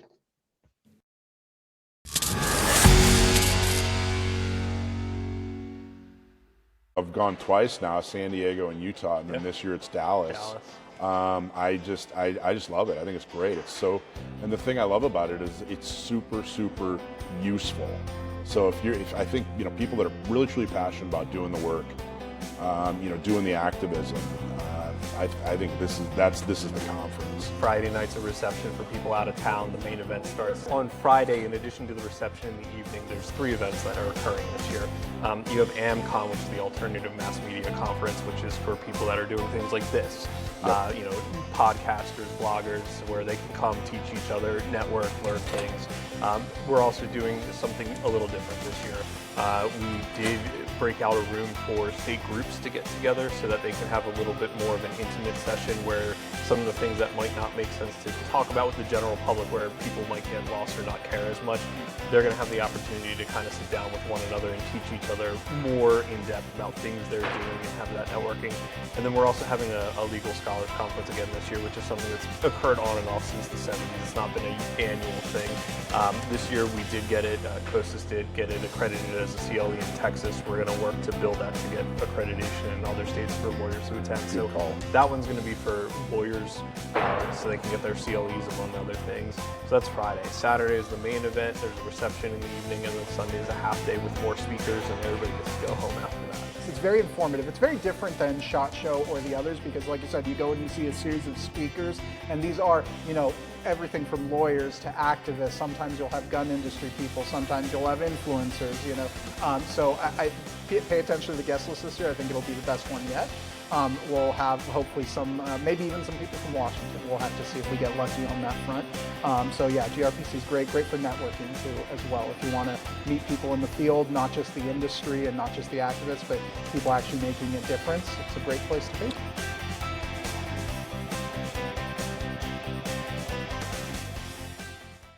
So something I've been saying for years on Gun Owners Radio is how ridiculous it is, the relationship between marijuana and gun owners. If you are a Republican, you hate pot. If you are a Democrat, you hate guns. Therefore, nobody was standing up for people who used marijuana, whether medically or recreationally, and wanted to own a firearm so they could defend themselves. It was just ridiculous. Like nothing was going on. Meanwhile, marijuana was becoming legal in states like California, but was still illegal federally. So if you did own a gun, if you did have a CCW and you did use marijuana, then you were technically breaking a law. Well, again, nobody was coming to the defense of this. Nobody was doing the right thing when it came to public policy. So it made its way up to the Supreme Court, and it sounds like we got a really good decision just yesterday or just this week from the Supreme Court. So I brought on John Dillon and Costas from Second Amendment Foundation to talk about it. Gentlemen, what do we need to know about this case? Was it a good case? Was it a bad case? Or give us some background and let us know what we got to know. Yeah, so I would definitely say this is a good case. Something that may shock a lot of people is that this was actually a 9-0 unanimous decision in favor of gun rights. So that alone should shock some people, with the more liberal justices. They even sided along with the more conservative justices in this case. So that alone was pretty significant. But what we're seeing here, it's a case that essentially, break it down, after searching this guy's home, Mr. Hamani's home, based off of some sort of terrorist allegations, the law enforcement and the government, they actually charged Mr. Hamani under 18 USC 922 G3, and that's knowingly possessing a gun while being an unlawful user of a controlled substance. There's no terrorist allegations or charges were ever placed on Mr. Hamani. When they did the search, he admitted, I regularly smoke marijuana and I do have a gun. He was very cooperative, according to the record. And 6 months later, the government slapped this charge on him, which is a felony charge and could result in 15 years in prison. So it was not an insignificant thing that Mr. Hamani was facing. But at the district court, he filed a motion to dismiss and actually was successful in that. That was appealed, and the Fifth Circuit came back and again ruled in favor of Mr. Hamani. The government petitioned the Supreme Court to review that case, and this is the decision we're getting today. But basically, this is all it is. It addresses the fact of if you use any type of controlled substance, including weed, does that automatically prohibit you from being able to own and possess firearms? And the Supreme Court said that in this specific case, no, it does not. So that's the overall summary of the case. The government came up, had their justifications. The court didn't agree with a single one. So it was a pretty interesting one. Okay, so is there anything was this case so narrow that it missed a lot of things, or no, it was a pretty good decision? And in general, if you're legally using some kind of substance, then you can be a gun owner, or should it have gone further? You know what I mean? Was it too focused, or was this the right amount of decision from the Supreme Court? I'd say it's the rare instance of a narrow ruling that has a massive effect. So it doesn't even say if you're a legal marijuana owner. You could be an illegal marijuana owner. I meant to say marijuana user, a marijuana user with guns. So Mr. Hamani was not a legal marijuana user even by state law. I'm not talking about federal. Obviously, it was illegal federally. But I'm not. I don't remember if his state allowed it or not. But regardless, what the Supreme Court said was, you can't disarm someone based on even an illegal use without more, unless you show they're an addict or they're somehow dangerous. I think Justice Barrett at oral argument, and it made the opinion too, gave the example of Ambien. If a wife uses her husband's prescribed Ambien, that's an illegal use, but that wouldn't be reason to disarm her. And this law, this law of drug scheduling that Congress passed, was not necessarily passed with public safety in mind. Maybe that was one element, but it was more about the safety of the individual using the drug, et cetera, et cetera. So it's a narrow ruling in that the Supreme Court was very careful to say the analysis would be different for addicts, or it would be different if the government could show a particular marijuana user was dangerous because of their use of marijuana, or it could be fine if, they arrested someone because they were carrying a gun while under the influence. So you're high and you're carrying a gun out in public. That's different. But what this does stand for is what will affect millions of people, which is if you casually use marijuana, sometimes you're not addicted. I don't know who is addicted to marijuana, but that's a different discussion. But if you're casually using it every once in a while, you're not carrying your gun while you're high, you just have a gun in the home, then you're fine. They can't disarm you because of that. And that's very, very critical, especially when the Form 4473, when you buy a gun, asks if you're an unlawful user of marijuana. They're going to have to change that question, because unlawful use of marijuana alone without something more is no longer enough under this ruling.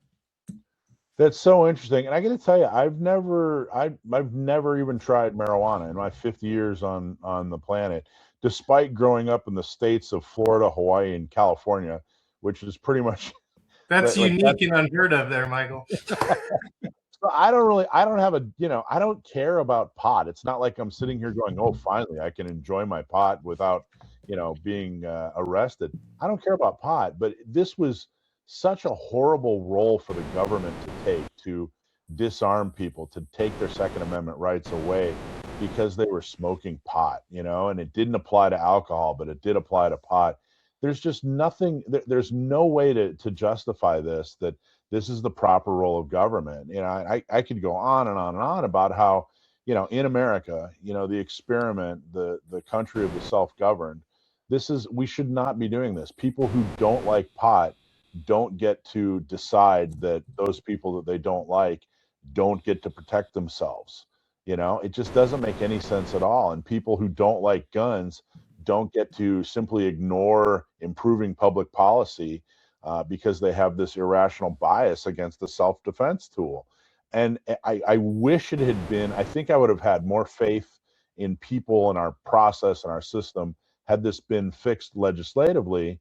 But okay, fine. If we got to take it to the Supreme Court, if it has to go through 9 judges unanimously, then so be it. But at least justice was done. Is there anything else? Is there anything else we need to know about this, or anything surprising that was said in the decision, or some kind of point of interest that you want to bring forward? Yeah, I would say I got some that sparked my interest, at least. So, again, Supreme Court applied the Bruin decision. They asked the question: is this, inhibiting and prohibiting arms-bearing conduct? Answer was yes, obviously. So now the burden is on the government to justify the law. Now, the government in this case, they essentially tried to justify this law by citing to habitual drunkard laws in the early part of this country, and specifically some vagrancy laws, some civil commitment laws, and surety laws. Now, the court went through each one of those things and really hit hard how all these laws are very, very different from what this 922G prohibition on marijuana or controlled substances is. And I highly encourage people to take a look at that. But things I want to highlight, in those categories is, one, the court actually took a very specific approach in its analysis, because the government cited to surety laws. Now, in general, we've heard surety laws were referenced in the Rahimi case, and that's when the actual Supreme Court went on the side of gun control and restricted the rights or the abilities of the Rahimi in that case. And the justification for that were surety laws, and surety laws that prevented violence. Now, in this case, though, the Supreme Court distinguished between those surety laws or surety of the peace laws and surety of good behavior or morality laws, which in this case, the government was citing to those surety of good behavior laws, meaning these laws that they're referencing, they weren't any type of law that was, requiring a surety to prevent someone from being violent or because they were violent. These surety laws that the government justified or attempted to justify with were, surety laws for good behavior and to prevent scandal. So the fact that the Supreme Court separated out surety laws versus surety laws regarding violence and surety laws regarding, good behavior, I think that's a very important distinction for later on in any other cases dealing with this, because a lot of times you have the government position is they like to just cast a broad net, make their argument and say, hey, look, there are surety laws that support, our current ban. And they don't go into the nuance of it. And in fact, in many of these cases, the government argues vehemently against us when we try to break down the specifics of what those laws do and how they apply and why they're applied. The governments all over in all these different states have always tried to be like, hey, you're splitting hairs, you're nitpicking, you can't isolate them out to that level. You just got to say like, oh no, there are, broad surety laws and they all justify, our current law. I think this is a very important distinction later on in which we can show like, no, the Supreme Court, they take into account the nuances of these laws, exactly how they apply and why they apply. And they'll distinguish out, surety laws for different reasons. And they will in fact justify or not justify, whatever law is currently being challenged. So I thought that was really, really big. It's, something that I believe will definitely be argued in the future. And then the other thing that I think is pretty interesting is the court made it very clear that all of the laws that the government relied on when they tried to justify this law here, even those laws, they all provided some form of process before any right was stripped or taken away. And that's even temporarily. Now, in contrast, this, unlawful user law that Hamani was, prosecuted under, there's nothing like that. There is no process before the deprivation. You are automatically deprived. And the court took that and really highlighted that fact that, under this current law, there's no process of any kind. As soon as you are an unlawful user, you are prohibited and you're, under threat of felony and 15 years imprisonment. And any justification the government brought forth to the court just didn't have that. They all required some form of process. So I thought those are two big distinctions and things that will definitely benefit us in future cases. Interesting, fascinating. Well, I'm so glad that it was a victory. I'm really glad that it went to the Supreme Court. I'm glad it was such an enormous victory. It was a rare 9-0 decision, especially when it comes to guns. I think it's a strong message. I don't think it's really necessarily about pot. It's more about gun owners and respecting them and how important the Second Amendment is.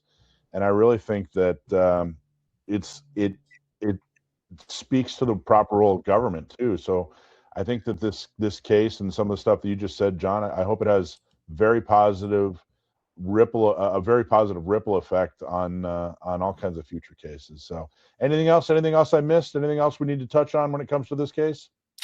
The only thing I'd add, I agree with everything John just said. On a higher level, I think this case is kind of like the sort of a reaction to Rahimi in a sense. If Rahimi was about the law not being trapped in amber, not requiring historical twins. This one kind of covered the other side, because in Bruin they said also the government doesn't get blank checks, and this was about that, because the government did point to some analogs, these drunkard laws, but the court said no, that's not enough. Yeah, they're superficially similar, but they're not close enough to what the modern law does.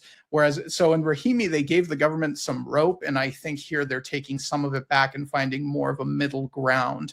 And that'll be useful, because when the court, when state governments always love to cite that not trapped in amber line from Rahimi when they come up with this ridiculous analog, like comparing AR-15s to Bowie knife carry bands from 1840, we can now cite this and say, whoa, you're going too far, because just like the drunkard laws were not similar enough to the marijuana ban, your analog here is not even close. It's even more dissimilar in what you're arguing. So I think that's useful too. Awesome. Well, fantastic, guys. Thank you so much for making the time and coming to talk about this. Thank you, Supreme Court, all 9 of you, for making the right choice. And, I got to say, if you're somebody out there who thinks that it's a pot user or a pot hater and doesn't, and therefore thinks they shouldn't have guns, or if you're a gun hater and therefore thinks they shouldn't be able to smoke pot, just remember that you are now objectively a jerk who's ruining this country. And please stop that.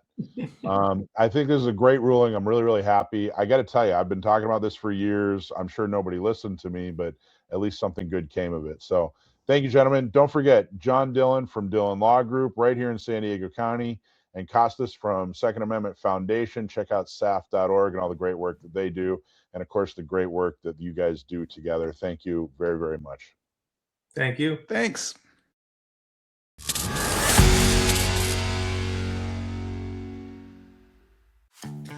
So the lifeblood of every organization is membership. We absolutely need membership. And you as a Second Amendment activist want to be involved. You want to help make things better. And we have a way for you to be involved, get involved, and stay involved. Look at our volunteer page. If you go to sdcgo.org/volunteer, we keep it up to date, and there's always an opportunity for you to get more involved.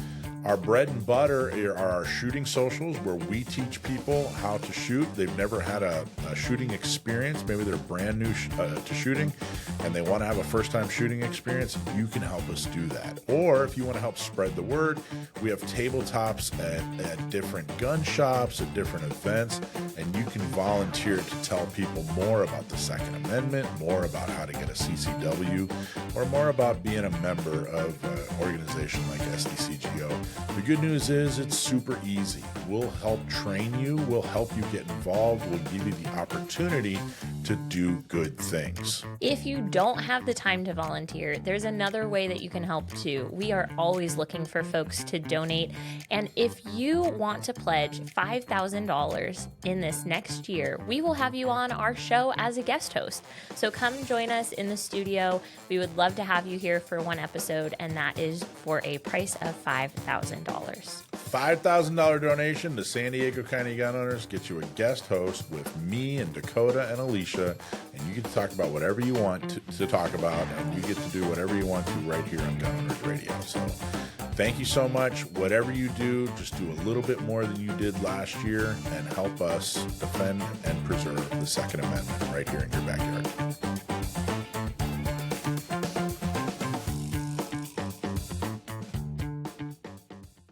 So about a year ago, one of our co-hosts here, Dakota, got really, really mad at an article she read when she found out that Contra Costa County were pulling some shenanigans when it comes to what you can and can't use on your carry gun. So I said, great, research it. Let's talk about it on air. Let's do a little segment.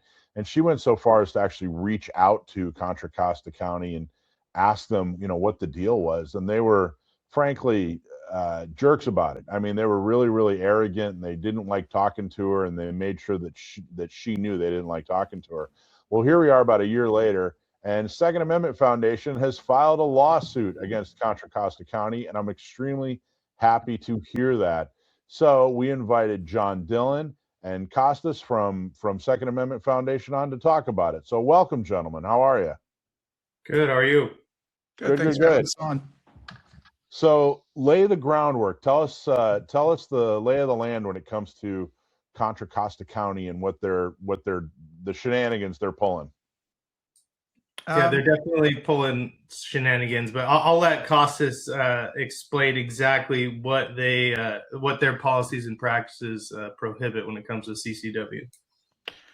Sure. Thanks, John. So for some background, I first found out about this almost 3 years ago now, and I sent them a letter back when I was at Michelle and Associates in my old job and asked them basically, hey, what's the deal? Why do you ban red dots and lights and 1911s and 2011s, single action pistols, essentially? And their response was a polite, go pound sand, we can do what we want.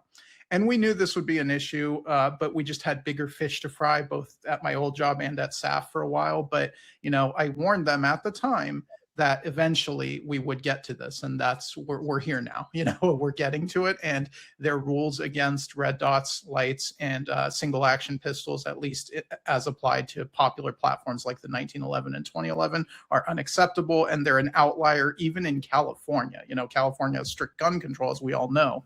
But Contra Costa is unique in these rules, even within this state. That's interesting. I found that Dakota specifically found that they were all attitude as well. That basically it was kind of a, hey, we get to do what we want. Screw you guys. We know better. And they really just had no good reason at all. It was just kind of a power trip, which I think is ridiculous. So I think Second Amendment folks generally know that, hey, it's more of a general feeling like, okay, well, banning these things and, harassing gun owners who are just trying to protect themselves outside of the home is clearly wrong and unconstitutional. But what's the meat of the issue? In other words, the argument you're actually making to say that, hey, this is not right, this is unconstitutional. What exactly is it? John, you want to take that one? Yeah, sure. So, as we've said, Contra Costa does not allow for any red dot sights or any mounted flashlights on a concealed carry firearm. So even if you passed your background check, you did all the CCW applications, you passed the test and the training for your CCW permit, and you were issued a permit, Contra Costa's policies and practices prohibit you from attaching a red dot sight or a flashlight onto your firearm, for concealed carry. And, anyone who knows anything about these red dots and flashlights, they only enhance the safety and the use of the firearm. Red dot sights allow you to more easily acquire your target, under low light conditions and in, bright, broad daylight. And a flashlight on the end of your gun allows you to identify who you're aiming at, who's a target, who's not, if you're in a situation, a self-defense situation.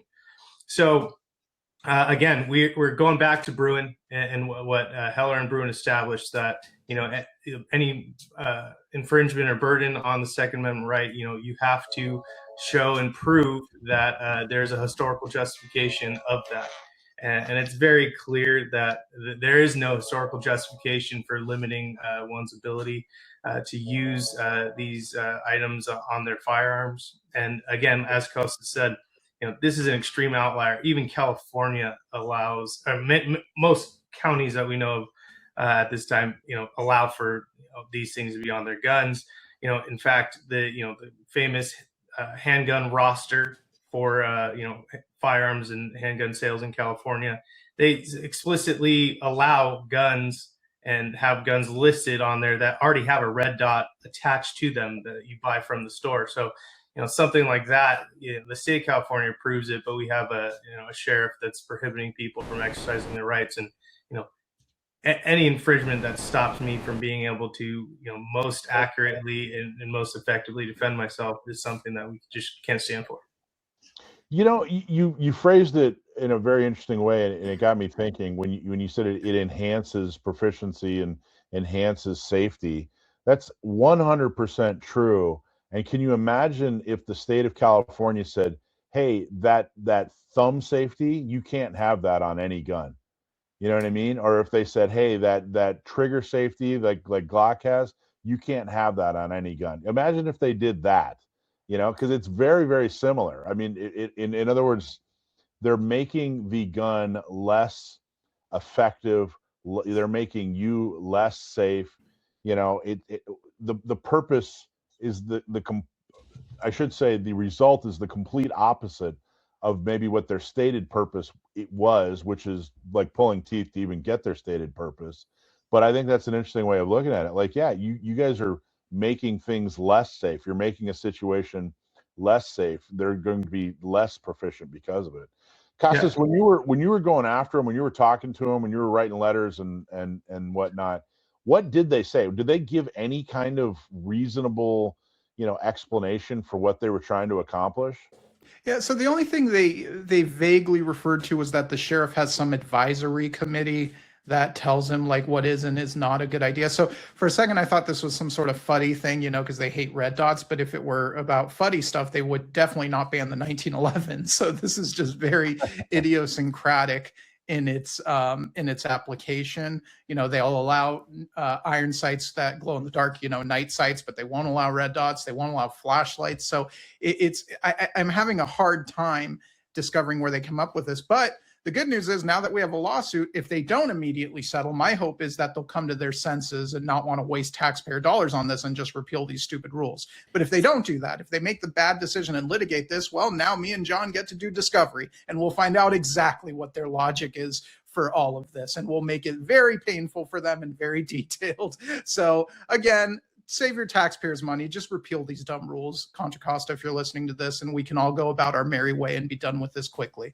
But we will go the distance if we need to, because the Supreme Court has said that the Second Amendment protects instruments that facilitate armed self-defense, which is exactly what red dots and lights are. And I realize, that if this did go far, they'd probably argue Duncan and say, well, magazines aren't necessary. And the Ninth Circuit said those aren't arms. So, red dots aren't arms either. I get that, but there's now a circuit split on that issue because of a Fifth Circuit ruling yesterday on suppressors. So if they really want to go the distance on this, we will. I also think even in the Ninth Circuit, even with anti-gun judges, they would have a hard time arguing that things like flashlights shouldn't be protected, because I think even the most anti-gun judge would agree that since people are carrying guns, we want them to be able to see what they're shooting at in the dark, So I'm confident that we'd prevail in this case, even given the hostility of the Ninth Circuit.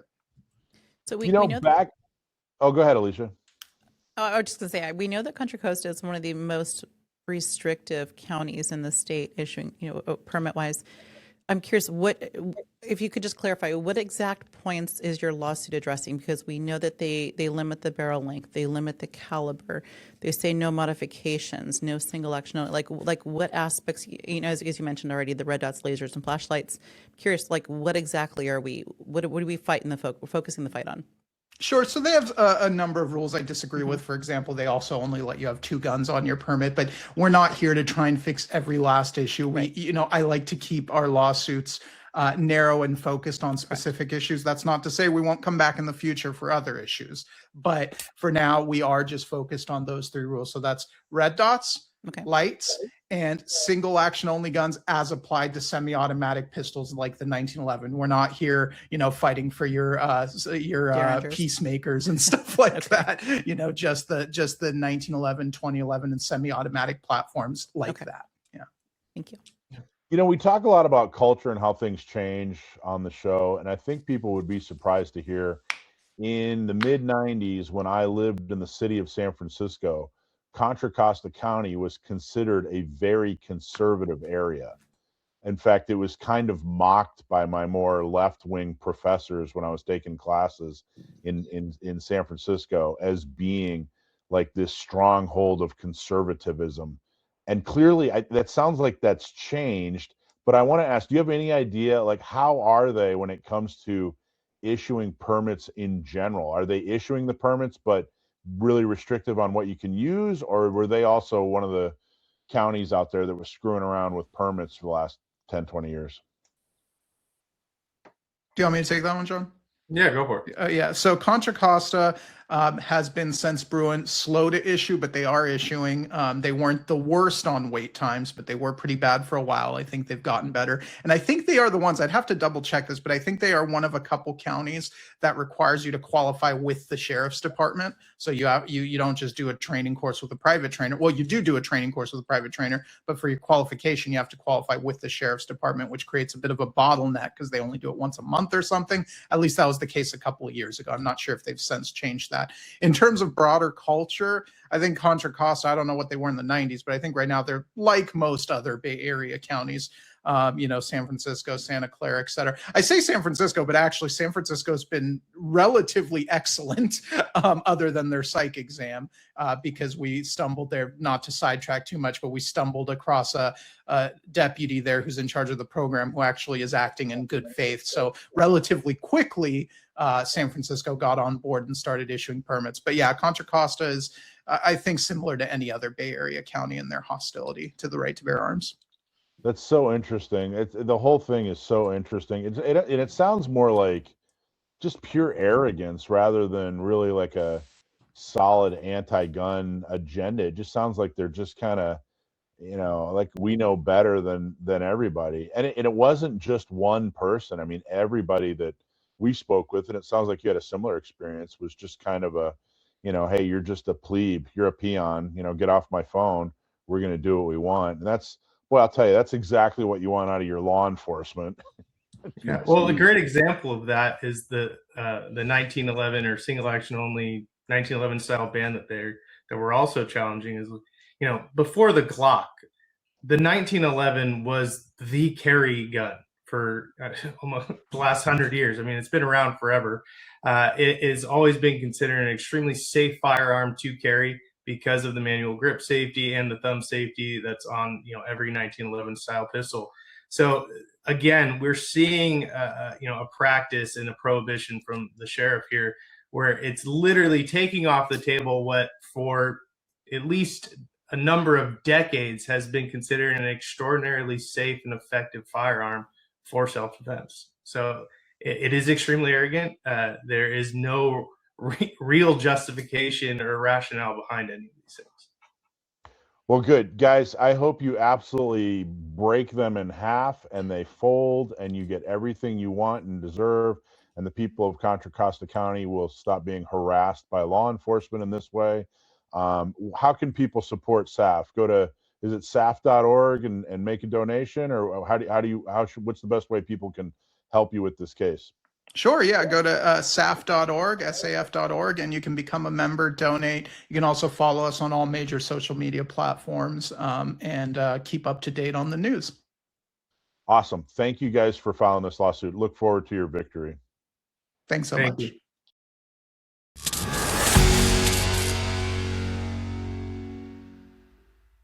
Hey, quick question. If you carry every day, when's the last time you actually wiped down your firearm? Yeah, exactly. Probably a long time. Problem is, sweat, lint, moisture, it builds up fast, and you should be taking care of it, but life gets in the way. That's why I like the Seal One gun rag. I just keep it right next to my EDC, and at the end of the day, you do a quick wipe with your Seal One gun rag. It only just takes a few seconds. I mean, it's super, super easy. Cleans, lubricates, protects, all in one step. Smells nice too, so you can dab it behind your ears and use it as aftershave. Go grab a Seal One gun rag at your local store and make it a part of your routine. Seal One gun rag, check them out. Stump My Nephew. 2 weeks in a row, someone has stumped my nephew. I think it's the first in all the so it's a crucial week for my nephew. As you know, Sam knows a ton about gun trivia and trivia issues, all the above, and every week somebody writes us a question. If we use your question on the air, you get a higher search. If you stump my nephew, you get a gold prize. And like I said, 2 people have stumped him in a row, which is really rare to stump him at all, let alone twice in a row. So we have a big week here. It's either going to continue a streak or break a streak. Either way, we're going to have fun. Sam, how's it going, man? I'm well. How are you guys? Fantastic. All right, Alisha's got your question. How do you feel? How do you feel going into this week? You know, this is a gun trivia thing. It's not like there are people's lives on It's a beautiful day. I went for a walk this morning. However it goes is however it goes. I feel fine. I like looking at the bright side. This week, do some push-ups and, you know, deep meditation, stuff like that. I've been on the 7 weeks to 100 push-ups program. I'm on week 5. Oh, that's right. I actually forgot about that. I was joking, but I forgot you were doing that. The one I'm on goes up to 198, so it's pretty tough. Nice. Well, congratulations. That's awesome. Okay, Alisha, go for it. All right, I am ready. All right, Sam, your question comes from Annie, and Annie is from Orange County. Her question is, in 1855, partners Horace Smith and Daniel B. Wesson formed a company. What was it called, and what 2 current firearm manufacturers came as a direct result of the company breaking up? Annie from Orange County, thank you very much for writing in. The Smith and Wesson, the people, the guys named Smith, Horace Smith and Daniel Wesson, the first company they founded was not the Smith and Wesson we know today. If I remember correct, this is all, I'm predicating all of this with if I remember correctly, because I'm not looking at a book, obviously. The modern Smith and Wesson isn't the direct descendant of the company they founded, or rather the company they founded didn't directly evolve into that Smith and Wesson. I believe Winchester was an outgrowth of it. That's one. And then the second one, for some reason, I want to say Remington is tied up in all this because it was sold from the Remington family divested themselves from it, but that feels wrong. I'm going to say Winchester is one of them. And gosh, I don't know. Could it be Marlin or this? It's a tough question because it's a pretty obscure piece of trivia, and also, as I've said numerous times before, the sort of black powder era around the middle of the 19th century is really not my strong point. Well, first off, is you say that every single time, and it's funny is you always nail him though. And you nail it. First off, though, there's part of the question you're missing. They want to. So Horace Smith and Daniel Wesson started a company originally. They want to know what the name of that company is. Mm-hmm. And then after that, I can't remember the name of the company off the top of my head. I'm pretty sure that was the company that made the Volcanic firearms, but I don't know if it was called the Volcanic Firearms Company or something like that. So I'm just going to take an L on part 1 of the 3-part question. I'm going to guess Volcanic something or other, but that's just a shot in the dark, if you'll pardon the pun. The other 2 parts, I'm going to say. So first, before you go further, that's correct. It's Volcanic. You got it right. Okay, so I did one out of 1/3 correct is not bad. I'm now working on the other 2 parts. I just want to clarify. I just want to make sure. So after Volcanic went on to those 2 guys went on to start companies, and there were at least 2 companies that were born of Volcanic's disappearance. And he's asking what name at least 2 of those companies. I think there are only 2, but name at least 2. Yeah. So a little bit of background on Volcanic. They used that as a marketing name for the company and for the guns they made because it sounds powerful, right? So like these days, companies calling everything tactical and military grade, that's not new. Companies have always been doing that. They back in the 1850s or whatever it was, they were saying volcanic. It's like a force of nature for their piddly little, arguably caseless ammunition, because it was a bullet that had the gunpowder in the back of the bullet, which I think is really neat. And I would imagine that there's some untapped potential in that concept. But Volcanic, you know what? Okay, I'm going to say Winchester was an outgrowth, and I'm just going to say the modern Smith & Wesson was another outgrowth, even though I'm pretty sure that's wrong. But then again, me thinking I'm wrong might be mixing it up with Colt. So I'm just going to say Winchester and Smith & Wesson. Final answer. So technically that's true, but they were looking for the third one that they were looking for was Henry. Henry actually came from that company. Alisha, why don't you read that paragraph down at the bottom there? All right, so here's what was provided. Winchester forced the insolvency of the Volcanic Arms Company in late 1856, taking over ownership and moved the plant to New Haven, Connecticut, where it was reorganized as the New Haven Arms Company in April of 1857. B. Tyler Henry was hired as a plant superintendent when Robbins and Lawrence suffered financial difficulties and Henry left their employ. While continuing to make the Volcanic rifle and pistol, Henry began to experiment with a new rimfire ammo, and he modified the Volcanic lever action design to utilize it. The result was the Henry rifle. Okay. So there you go. Winchester is one of them. So I was like 2/3 right. You'll have to give Annie 1/3 of a special prize. That sound okay? I think it's a win. You got it. I mean, it is Smith & Wesson, and it is Winchester. But it's not the same Smith & Wesson, though. Well, tell people why you say that. I know what you're saying, but tell people why you're saying it is and it isn't. But tell people why you say that. It's and I'm drawing something on a whiteboard here. Don't mind me looking away from the camera. There's a point to this. A quote I'm fond of from a novel I read when I was a teenager is, just because you call something something doesn't make it, right?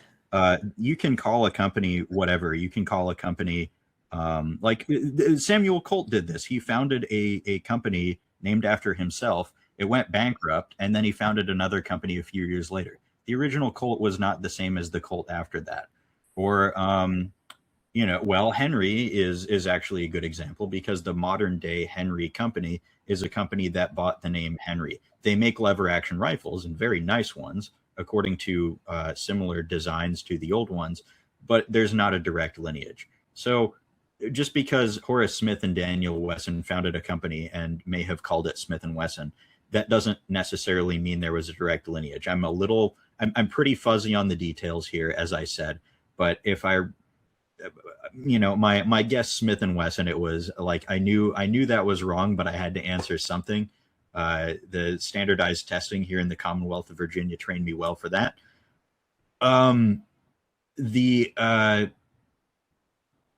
They founded a company, as I understand it. They founded the company. It was, as you said, Winchester forced its insolvency and bought the assets and moved them. And then a few years later, they went, well, we still want to make guns. So they founded the Smith & Wesson that became the modern Smith & Wesson. Exactly. All right. Well, there you go. So let me show you this diagram I'm drawing, if you have a moment. So I said that Volcanic is a cool concept. You have the gunpowder embedded in the base of the bullet. What I mean is like this, if you can see the diagram. The white part is the bullet.